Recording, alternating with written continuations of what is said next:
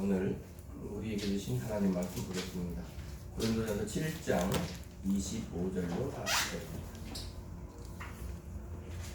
고린도전서 7장 25절로 40절 한 절씩 교독합니다. 처녀에 대하여는 내가 주께 받은 계명이 없으되 주의 자비하심을 받아서 충성스러운 자가 된 내가 의견을 말하노니 내 생각에는 이것이 좋으니 곧 임박한 하나님으로 말미암아 사람이 그냥 지내는 것이 좋으니라. 네가 아내에게 배웠느냐 노이기를 구하지 말며 아내에게서 노였느냐 아내를 구하지 말라. 그러나 장가가도 죄짓는 것이 아니요 처녀가 시집가도 죄짓는 것이 아닌데 이런 이들은 누신의 고난이 있으리니 나는 너희를 아끼노라. 형제들아 내가 이 말을 하노니 그때가 단축하여진 거로 이후부터 안에 있는 자들은 없는 자같이 하며 우는 자들은 울지 않는 자같이 하며 기쁜 자들은 기쁘지 않은 자같이 하며 매매하는 자들은 없는 자같이 하며 세상 물건을 쓰는 자들은 다 쓰지 못하는 자같이 하라. 이 세상의 외형은 지나감이니라. 너희가 염려 없기를 원하노라. 장가가지 않는 자는 주의 일을 염려하여 어찌하여야 주를 기쁘시게 할까 하되 장가간 자는 세상 일을 염려하여 어찌하여야 아내를 기쁘게 할까 하여 마음이 갈라지며 시집하지 않은 자와 처녀는 주의 일을 염려하여 몸과 영을 다 거룩하게 하려 하되 시집간 자는 세상 일을 염려하여 어찌하여야 남편을 기쁘게 할까 하느니라. 내가 이것을 말하면 너희의 유익을 위하며 너희에게 올무를 도우려 함이 아니니 오직 너희로 하여금 이치에 합당하게 하여 틀어짐 없이 주를 섬기게 하려 함이라.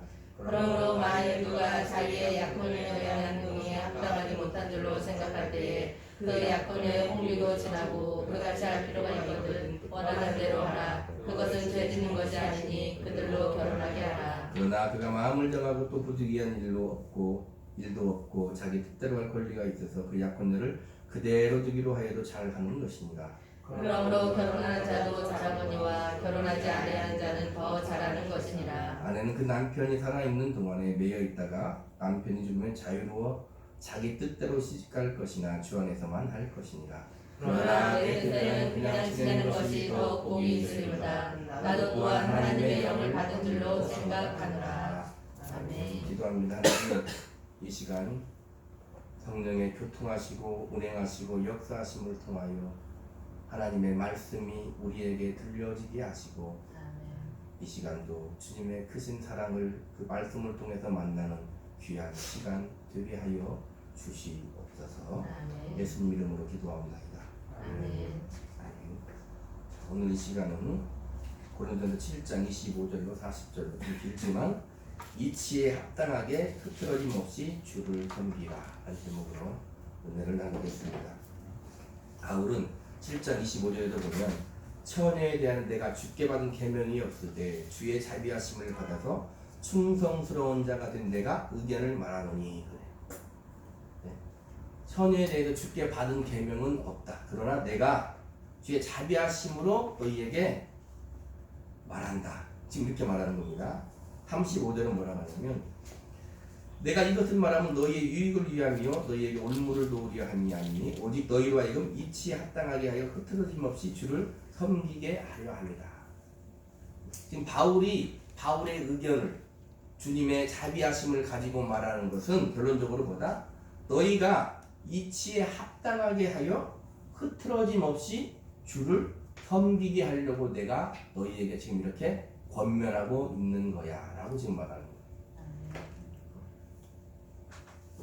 자, 이렇게 바울이 권면하는 배경에는 뭐가 있냐면 자, 우리 26절 한번 읽어볼까요? 7장 26절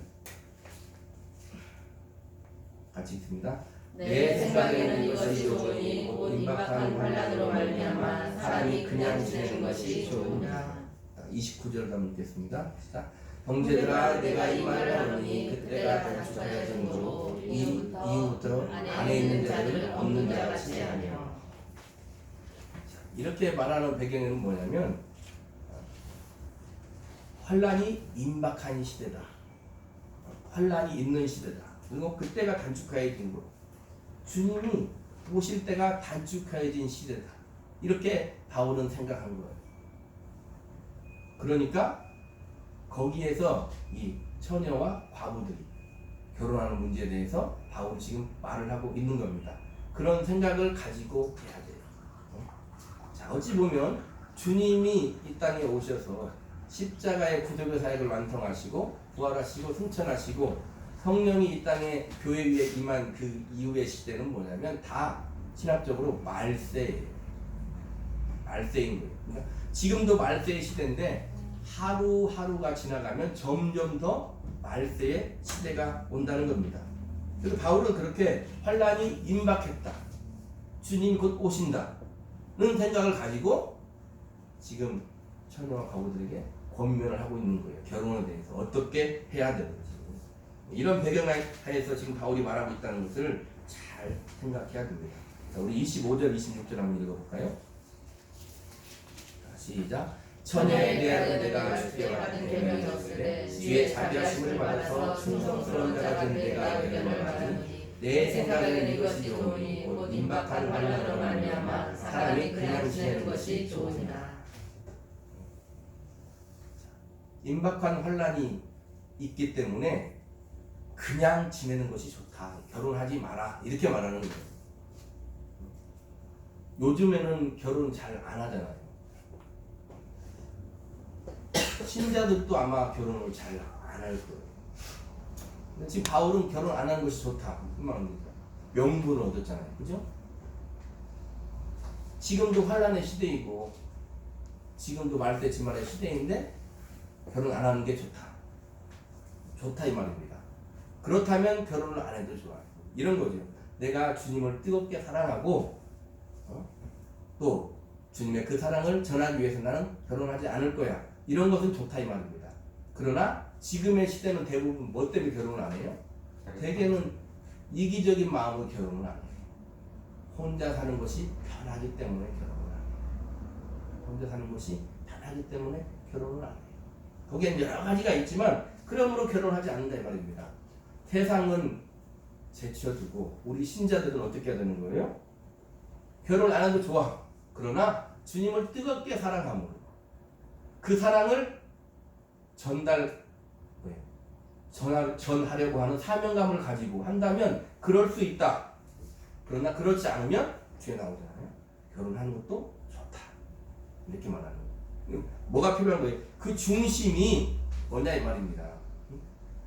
오늘 제목이 뭐예요? 이치에 합당하게 흐트러짐 없이 주를 섬기라 했어요.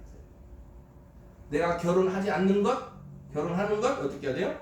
이치에 합당하게 주를 섬기려고 흐트러짐 없이 주를 섬기려고 결혼하지 않아야 되고 결혼해야 된다는 것입니다. 그러나 27절 한번 보게. 27절 시작. 네가 아내에게 매였느냐 노이기를 구하지 말며 아내에게서 노였느냐 아내를 구하지 말라. 그러니까 기혼자는 어떻게 해요? 독신 생활을 구하지 말라는 거예요. 아내에게 매였으면 노이기를 구하지 말라요. 아내에게 매였으면 아내에게 매인 그 직분을 잘 감당하라. 남편으로서의 직분을 잘 감당하라는 거예요. 바울은 그런 것들을 하지 말라 그런 말이 아니다 이 말입니다. 그 아내에게 놓였어. 그러면 어떻게 되라고요? 결혼 생활을 다시 구하지 말라는 거예요. 바울은 지금 그렇게 얘기하는 거예요. 결혼 문제 자체에 지나치게 연연하지 말라. 아내에게 매였으면 노이기를 구하지 말고 아내에게 놓였으면 다시 아내를 구하지 말라. 이 배경에는 뭐가 있다고요? 임박한 환란, 말세의 때다는 것을 기억하고 오늘 제목대로 이치에 합당하게 흐트러짐 없이 주를 섬기기 위해서라는 것을 기억하면서 이 말씀을 받아야 된다 이 말입니다. 자, 그러나 결혼 자체가 죄는 아님을 분명히 바울은 밝힙니다. 28절 읽겠습니다. 28절 시작. 그러나 장가가도 죄 짓는 것이 아니요 처녀가 시집가도 죄 짓는 것이 아닌데 이런 일은 육신에 고단이 있으니 나는 너희를 아끼노라. 다만 임박할 종말을 고려할 때 결혼 생활의 책임과 의무로 인해서 육신의 고난이 가중될 것을 염려하는 바. 자, 장가가도 죄 짓는 것이 아니고 처녀가 시집가도 죄 짓는 것이 아닌데 육신의 고난이 있으니. 그러니까 가정을 꾸리는 것은 사랑하는 사람을 만나서 가정을 꾸린다. 신자든 비신자든 간에 그게 너무 좋다. 그게 맞는데 그것만 있는 게 아니라 가정을 꾸리면 뭘 해야 돼요? 이제 나는 혼자 사는 사람이 아니다를 염두에 둬야 되는 거예요. 이제 나는 내 마음대로 살지 못하는구나. 같이 살아야 되는구나가 있는 것이고, 요즘은 또 자식도 잘 안 낳지만 자식을 낳으면 그 자식을 내가, 우리 신자들은 하나님의 뜻대로 잘 길러야 되겠구나가 있어야 되는 거예요. 그러면 뭐가 있다는 거예요? 거기에 고난이 있다는 거예요. 힘들다 그 말이에요. 가정을 이루고 자식을 낳고 사는 것은 힘들다. 그걸 명심하고 결혼을 해야 된다는 거예요. 그러나 거기에서 하나님이 풍성한 은혜를 주실 거야를 기대하며 우리는 어떻게 결혼도 하고 아이도 낳고 그러는 것입니다.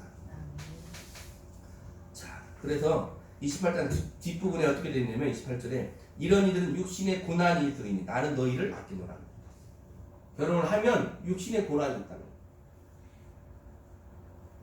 그죠? 어린이 동화책 보면 그 나오잖아요.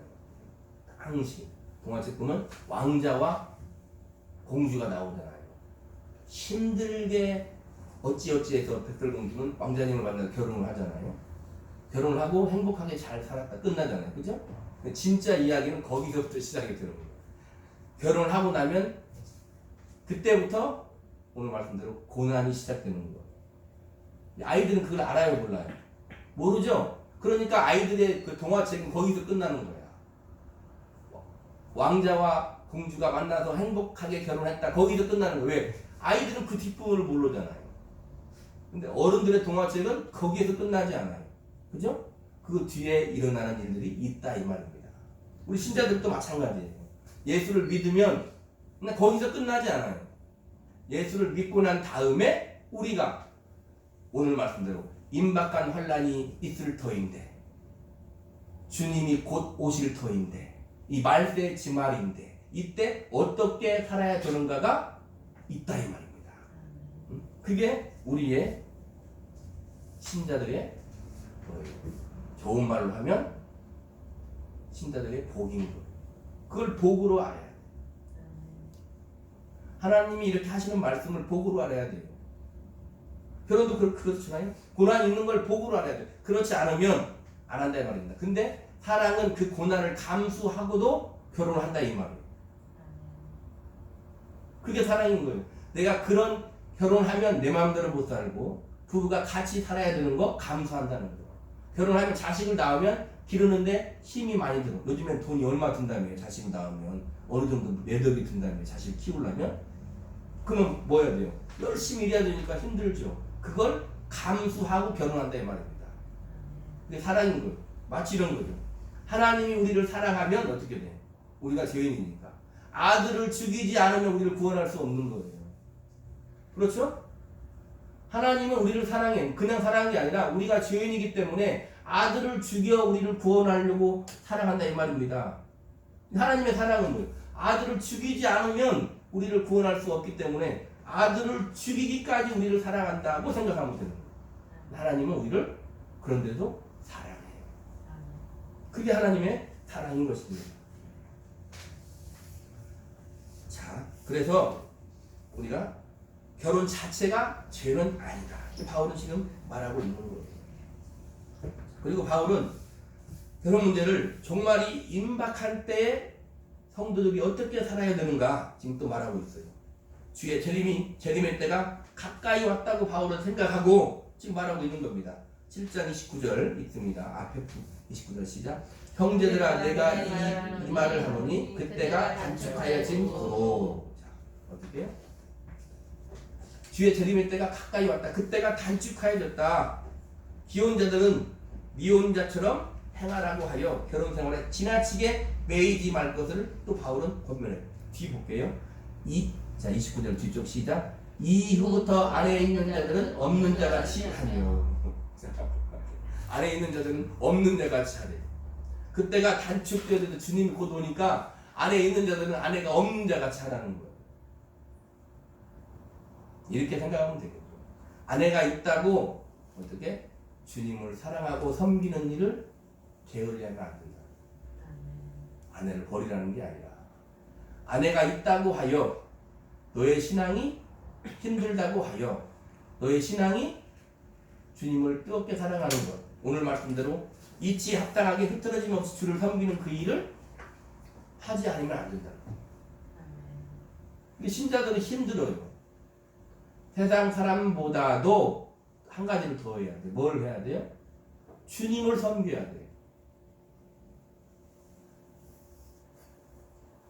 잘 따져보면 그게 별게 구분되는 게 아님에도 불구하고 우리는 거기다 항시 주님이 있고 믿음을 결부시켜야 되기 때문에 우리는 어떻게 해요? 힘들고. 당연히 세상 사람보다 힘들다 이 말입니다.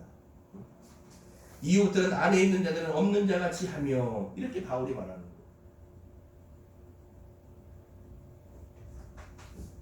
자, 그 다음에요. 30절 31절 보겠습니다. 시작. 우는 자들은 울지 않는 자같이 하며 기쁜 자들은 기쁘지 않은 자같이 하며 매매하는 자들은 없는 자같이 하며 세상 물건을 쓰는 자들은 다 쓰지 못하는 자같이 하라. 이 세상의 유행은 지나가리라. 세상사의 변화에 따라 울고 웃는 그런 반응을 하지 말고 재물이나 소유에 지나치게 집착하지 마라. 우리가 보는 세상은 결국 지나갈 것이다. 사라질 것이다. 가끔 그런 사람들 있잖아요. 우리는 열심히 살아야 돼요. 데살로니가 전서 이런 데 보면은 그때 말씀이 나오잖아요. 그럼 우리가 어떻게 해야 돼요? 그러니까 산속에 들어가서 우리끼리 살 그런 거 아니잖아요. 그런 거 아닌데 우리가 열심히 살아야 되는데 거기에는 항시 뭐가 있어야 되냐면 우리의 소망은 하늘 아버지 저 천국 주님이 계신 곳이라는 것을 잊으며 살면 안 돼요. 근데 신자들 중에서 가끔 보면은 그런 사람도 있죠. 마치 이 땅에서 말뚝을 받고 이 땅에서 이 땅에서만 사는 것 같이 사는 사람이 있어요. 정과 욕을 예전과 똑같이 하며 그렇게 살면 어떻게 되는 거예요? 저 사람이 진정 흐트러짐 없이 주님을 섬기는 사람인가 생각하게 된다. 자 보세요. 진짜 불쌍한 사람은 예수 안 믿는 사람 불쌍하잖아요. 그죠? 예수 안 믿는 사람이 불쌍해요. 근데 더 불쌍한 사람은 제 생각은 예수를 믿는데 세상 사람 같이 살아. 그럼 그 사람이 제일 불쌍한 사람. 교회에 계급은 없지만 목사야. 목사인데 목사가 세상 같이 살아. 그러면 그 사람은 참으로 불쌍한 사람.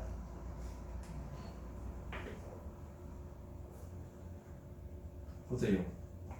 가룟 유다가 예수님을 팔아. 하나님은 악한 자도 악한 데 쓰려고 만들었다고 그랬잖아요. 하나님을 팔아. 예수님을 팔아. 주님을 팔아. 주님을 팔아야 어떻게 되는 거예요? 하나님의 일이 이루어져요. 근데 주님은 뭐라고 하느냐? 차라리 너는 나지 않은 것보다 못하다 이렇게 말한대요. 우리가 예수를 믿으면서 왜? 성경의 말대로 의의 무기가 아니라 불의의 무기로 사용당하냐 이 말입니다. 내가 불의의 무기로 사용당한 하나님은 그렇게 이루신다니까 뜻을. 그러나 우리가 왜 불의의 무기로 사용당하냐 이 말입니다. 예수를 믿으면서 세상 사람과 똑같이 살면 그것같이 불쌍한 사람이 없다. 아멘? 그러니까 세상사의 변화에 따라 울고 웃지 말라는 거예요. 이 세상은 지나가. 믿음을 가지고 열심히 살아야 되지만 내가 궁극적으로 살아야 될 것은 주님 계신 저 천국. 주님 말씀대로 내가 너희를 위하여 거처를 예배하러 간다. 거기에서 주님과 같이 나는 살 거야. 그게 우리의 신앙인 거예요. 세상은 결국은 지나가. 요한일서 1장 말씀. 이 세상의 정욕도 지나가되 하나님의 뜻대로 행하는 자는 영원히 거하느니라. 우리는 이 땅에서 열심히 살아야 됩니다. 그러나 이 땅에 영원히 살 것 같이 그렇게 살면 안 돼요. 아멘? 자, 우리 32절로 33절 한번 읽겠습니다. 시작. 너희가 염려 없기를 원하노라. 장가가지 않는 자는 주의 일을 염려하여 어찌하여 주를 기쁘게 할까 하느니 장가간 자는 세상 일을 염려하여 어찌하여 아내를 기쁘게 할까 하여. 미혼나는 자는 주를 기쁘시게 하기 위해 주의 일에만 굴문하지만 기혼나는 자는 아내도 기쁘게 하기 위해 해당 일에 마음이 나누인다는 거예요. 우리는 이 말씀을 잘 받아야죠. 그럼 아내가 있는데 그냥 우리가 흔히 말하는 대로 아내를 내팽개치고 가정을 내팽개치고 살아야 됩니까? 바울이 지금 말하고 싶은 것은 뭐냐면 이 임박할 때에는 차라리 혼자 사는 게 좋아. 계속 지금 그걸 얘기하고 있는 거예요. 좀 더 설명을 하면 오늘 제목대로 이치에 합당하게 흐트러짐 없이 주를 섬기는 것은 혼자 있는 게 편하잖아요. 그렇다고 그 가정의 책무를 등한히 하라 그 말은 아니다. 무슨 말인지 이해 가시죠? 우리는 어떻게 받아야 돼요?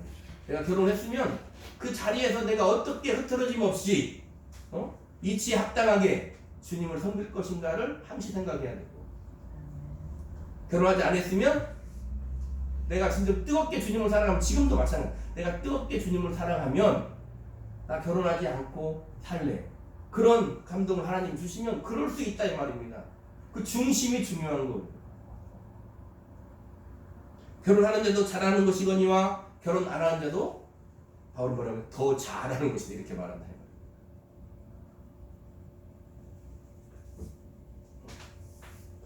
자, 34절 한번 읽겠습니다. 34절 시작. 마음이 갈라지며 시집가지 않은 자와 처녀는 죄를 염려하여 몸과 영을 다 거룩하게 하려는데 시집간 자는 세상 일을 염려하여 어찌하여 남편을 기쁘게 할까 하느냐. 미혼 여자는 주의 일에만 불문하여 몸과 영을 다 헌신하지만 기혼 여자는 남편을 기쁘게 하는 일로 마음이 나뉘었다는 거예요. 이것도 어떻게 받아야 되는 거예요?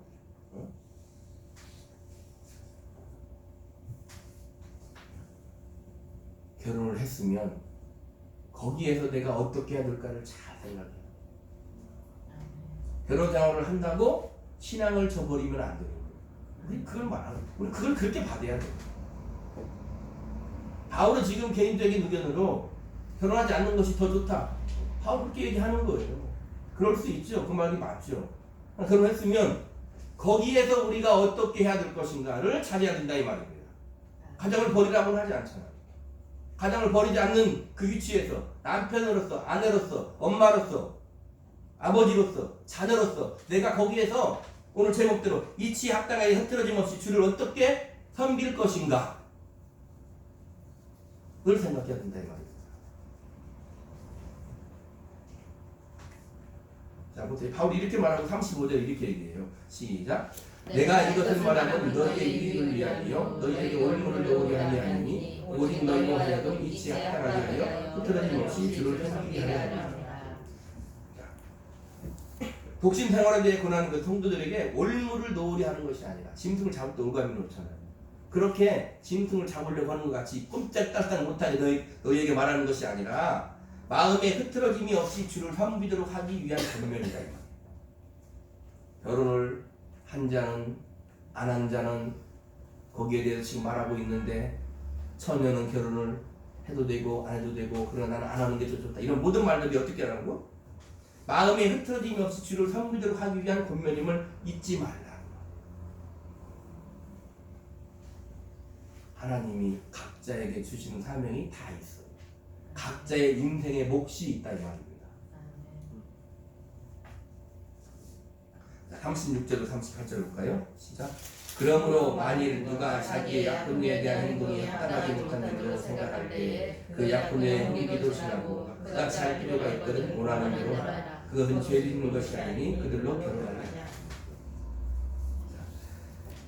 딸을 혼기가 지나도록 붙들어둔 것이 온당치 못하다고 생각이 되면 어떻게라? 결혼시켜라 그 말이에요. 그러나 결혼시켜야 할 부득이한 상황도 아니고 자유로운 결정으로 딸을 그대로 두기로 작정하여도 잘하는 것이다. 결혼을 하는 것도 괜찮고 결혼하지 않는 것도 괜찮다. 요즘같이 이기적으로 결혼하지 않을래, 그리고 즐길 건 다 즐기면서, 그것이 아니라 우리 신자들은 어떻게 흐트러짐 없이 이치에 합당하게 주님을 섬기기 위해서 결혼을 할 수도 있고 하지 않을 수도 있다. 그 말. 자, 근데 38절 볼까요? 38절 시작. 그러므로 결혼한 자도 잘하거니와 결혼하지 않는 자도 더 잘하는 바울이 결혼하지 않는 게 더 잘하는 거야. 바울이 결혼했어요, 안 했어요? 학자들 있더라 어떤 사람 했다고도 그러지만 대부분은 안 하는 게 정석이잖아요. 바울은 자기가 안 했으니까 바울이 또 얼마큼 하나님께 충성한 사람이에요. 그게 더 좋은 것 같다. 내가 보기 그렇게 말하는 거예요. 결혼하는 게 더 잘하는 거야. 아무래도 가정이 있으면 죽을 있어도 잘 못 죽어. 쉽게 말하면 순교당을 해서 그죠? 혼자 있으면 죽기도 쉬워. 그런 의미로 말한다 이 말입니다. 자, 바울이 어떤 마음을 가지고 우리에게 권면하고 있는가 생각해 봐야 돼요. 39절 읽어보겠습니다. 시작. 아내는 그 남편이 살아있는 동안에 배어 있다가 남편이 죽으면 자유와 자기 뜻대로 시작할 것이나 주 안에서만 할 것이니라. 남편과 사별한 과부의 재혼에 관한 문제인데 남편과 사별한 과부는 재혼할 수 있다. 그러나 주 안에서 곧 성도와만 해야 된다. 그 말이에요. 사별한 사람은 성경에 나오잖아요. 자유로 남편에게 이제 노임을 받아 자유롭기 때문에 결혼할 수 있어. 그러나 신자라면 어떻게? 신자와 결혼해야 된다. 이렇게 지금 바울은 말하고 있는 것입니다. 자, 40절 앞절 보겠습니다. 시작. 그러나 내 뜻대로 그냥 지내는 것이 더욱 복이 있다. 바울은 계속 그런 의미로 얘기하는 거죠. 남편하고 사별했으면 결혼할 수 있어. 그러나 나는 그냥 지내는 게 좋겠어. 이렇게 말하는 거예요. 자, 뒷부분은 나도 또한 하나님의 영을 받은 줄로 생각하노라. 앞부분에 바울이 뭐라 그랬어요? 이건 주께 받은 것이 아니라 내 의견이야. 내가 주의 자비하심으로 너희에게 권면하는 거야. 이렇게 말했잖아요. 근데 여기는 뭐예요? 성령의 권위에 입각하는 것이라고 말하는 거예요. 쉽게 말하면 나 또한 하나님의 영을 받은 줄로 생각하노라. 이 말은 이 권면은 성령의 권위에 입각하는 거야. 내가 주님께 받은 것이 아니고 주의 자비하심으로 너희에게 이 말을 했어. 어떻게? 이치에 합당하게 흐트러짐 없이 주를 섬기게 하려고 이 말을 했는데 내 의견이라고 어떻게? 그냥 우습게 여기지 마. 이런 의미가 담겨 있는 거야. 내가 성령의 권위로 말하는 거야. 이렇게 말하는 거야. 자, 오늘 말씀을 듣고 우리는 어떻게 해야 돼요? 오늘 제목대로 우리는 각자 지금 고린도 교회를 봤으니까 지금 우리 나 개개인 가정이 어떻게 이 자리에서 이치에 합당하게 흐트러짐 없이 주를 섬겨야 되는가를 우리는 생각해야 된다. 왜? 그러려고 성경은 기록했다 이 말이야. 아 그때 그랬구나로 끝나면 뭐예요? 그냥 끝나는 거예요. 그게 아니고 지금 우리는 어떻게 흐트러짐 없이 이치에 합당하게 주를 내가 내 자리에서 섬겨야 될 것인가를 생각해 봐야 됩니다. 결혼 안 했으면 내가 결혼할 때 어떻게 결혼을 해야 되겠구나. 나는 결혼 안 해. 그럼 내가 어떤 마음을 가지고 독신으로 살면서 주를 섬겨야 되겠구나를 생각해 봐야 된다 이 말입니다. 아멘? 바울은 에베소서 5장 15절로 16절에 그런즉 너희가 어떻게 행할지를 잘 주의하여 지혜 없는 자가 하지 말고 오직 지혜 있는 자가 하여 세월을 아끼라. 때가 악하니라. 지혜 없는 자 같이 하지 말고 내가 어떻게 행할지를 항상 자세히 주의하여 살피라고 말해요. 베드로는 베드로전서 4장 7절로 8절에 만물의 마지막이 가까이 왔으니 그러므로 너희는 정신을 차리고 근신하여 기도하라. 무엇보다도 뜨겁게 사랑할지니 사랑은 허다한 죄를 덮느니라. 이렇게 베드로도 말해요. 만물의 마지막이 가까이 왔다. 그 당시에 베드로도 말하는 거예요. 주님 오실 날이 멀지 않았다. 세상 끝날이 멀지 않았다. 이렇게 말하는 거예요. 정신을 차리고 근신하여 기도하라. 무엇보다도 뜨겁게 서로 사랑하라. 그 사랑을 허다한 죄를 덮어라. 이렇게 말하는 거예요. 요한은 계시록 1장 3절에 이 예언의 말씀을 읽는 자와 듣는 자와 그 가운데 기록한 것을 지키는 자는 복이 있나니 때가 가까우리라. 사도 요한도 때가 가까움이라. 계시록 22장 20절은 이것들을 증언하신 이가 이르시되 내가 진실로 속히 오리라 하시거늘 아멘. 주 예수여 오시옵소서. 마라나타 신앙.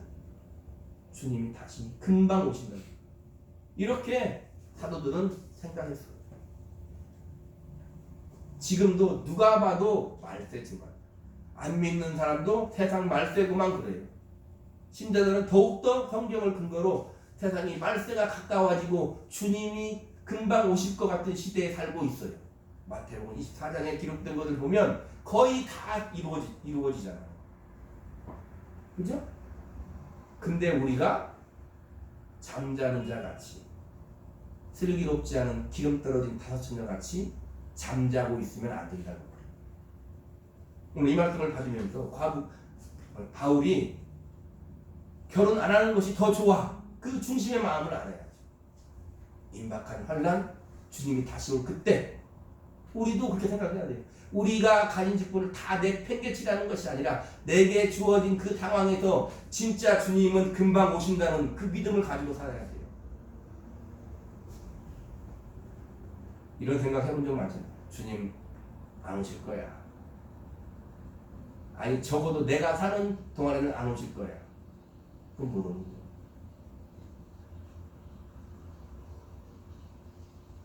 주님은 언제 오실지 몰라요. 그러나 세상 징조를 보면 가까이 됐어요. 아니면 내가 주님 앞에 갈 거예요. 아멘? 우리는 이 땅에 말뚝박고 살 사람이 아니에요. 그게 우리의 산 소망이에요. 하늘 아버지 계신 그곳, 나의 신랑 되신 주님이 계신 그곳, 이 땅에서 주님과 함께 사는 우리 믿음, 그 신앙을 가지고 살아요. 세상이 세상이에요. 지금 세상은 예전에 비교해서 말도 못하게 악한 시대잖아요. 거기에서 내가 어떻게 신자로서 하나님의 은혜를 입은 자로서 하나님의 자녀로서 주님이 금방 오실 것 같은데 어떻게 살아야 되지? 바울은 청년들에게 결혼도 하지 마 이렇게 말했다. 그게 더 좋은 거야. 그 마음을 알고 이 말씀을 받으라고. 아멘? 잊으면 안 돼. 주님은 꼭 와요. 주님은 꼭 와요. 그럼 우리가 어떻게 생각해요? 안 오면 좋겠잖아요. 그죠? 우리는 아직 안 오면 좋겠잖아. 왜? 신앙생활을 잘 못하니까. 기도도 좀 더 많이 하고, 좀 더 신앙생활도 잘하고, 전도도 많이 하고, 쉽게 얘기하면 성경도 많이 읽고, 거룩하게 그때 주님 오면 좋겠잖아요. 그죠? 근데 우리는 주님 오면 어떻게 해야 돼요? 노아 말씀대로, 노아의 한 말대로 아멘 주 예수여 어서 오시옵소서 해야 된다 이 말입니다. 아멘. 네, 우리는 주님의 친구니까 두려워할 게 없어요. 하나님이 우리 하나님의 자녀를 찾으러 오시는 거예요. 주님이 신랑 신부들 우리를 데리러 오시는 거예요. 우리는 믿음을 가지고 아멘 주 예수여 오시옵소서 해야 된다 이 말입니다. 아멘. 오늘 이 말씀을 받고 내가 주어진 그 자리에서 이치에 합당하게 흐트러짐 없이 어떻게 주를 섬길 것인가를 고민하며 기도하며 한 주간을 보내는 그런 귀한 한 주가 되기를 우리 예수 그리스도의 이름으로 간절히 축복합니다. 기도하겠습니다.